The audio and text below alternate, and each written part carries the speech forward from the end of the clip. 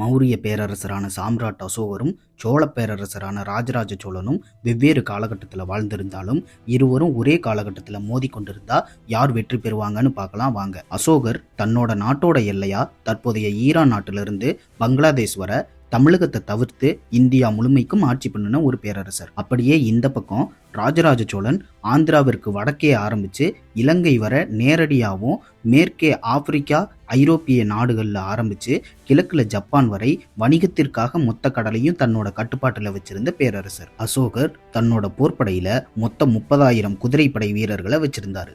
எதிர்ப்பக்கம் இருக்கிற ராஜராஜ சோழன் 80,000 குதிரைப்படை வீரர்களை வச்சிருந்தாரு. அவரோட மகன் ராஜேந்திர சோழன் 1.5 லட்சம் குதிரைப்படை வீரர்களை வச்சிருந்தாரு. அசோகரோட யானைப்படையில மொத்தம் 9,000 யானைகளும் அதை வழி நடத்தி செல்ல 36,000 யானைப்படை வீரர்களும் இருந்தாங்க. ராஜராஜ சோழனோட படையில மொத்தம் 60,000 யானைகள் இருந்துச்சு. அதை வழி நடத்த மொத்தம் 4,80,000 மேற்பட்ட யானைப்படை வீரர்கள் இருந்தாங்க. அசோகரோட காலாட்படையில மொத்தம் 6 லட்சம் வீரர்கள் இருந்தாங்க. இது வட இந்தியாவிலேயே மிகப்பெரிய படையா இருந்துச்சு. அதுவே ராஜராஜ சோழன் கிட்ட மொத்தம் 2 மில்லியன் காலாட்படை வீரர்கள் இருந்தாங்க. உலக வரலாற்றுல எந்த அரசர்கிட்டையும் இல்லாத அளவிலான காலாட்படைய ராஜராஜ சோழன் வச்சிருந்தாரு. அசோகரோட கப்பற்படைங்கிறது ஒரு வலுவிழந்த ஒன்னா இருந்துச்சு. ஏன்னா அசோகர் தரையில சண்டை போடுற படைக்கு மட்டும்தான் முக்கியத்துவம் கொடுத்தாரு. ஆனா ராஜராஜ சோழன் கிட்ட 600 இருந்து 1000 கப்பல்கள் இருந்துச்சு.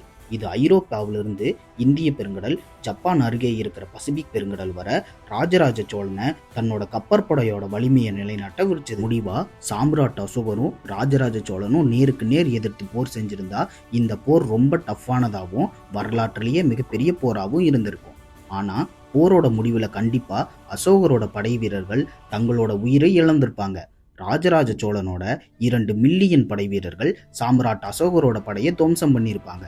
என்னதான் இது ஏன் முடிவா இருந்தாலும் நீங்க என்ன நினைக்கிறீங்கிறத கமெண்ட் பாக்ஸ்ல தெரிவிங்க.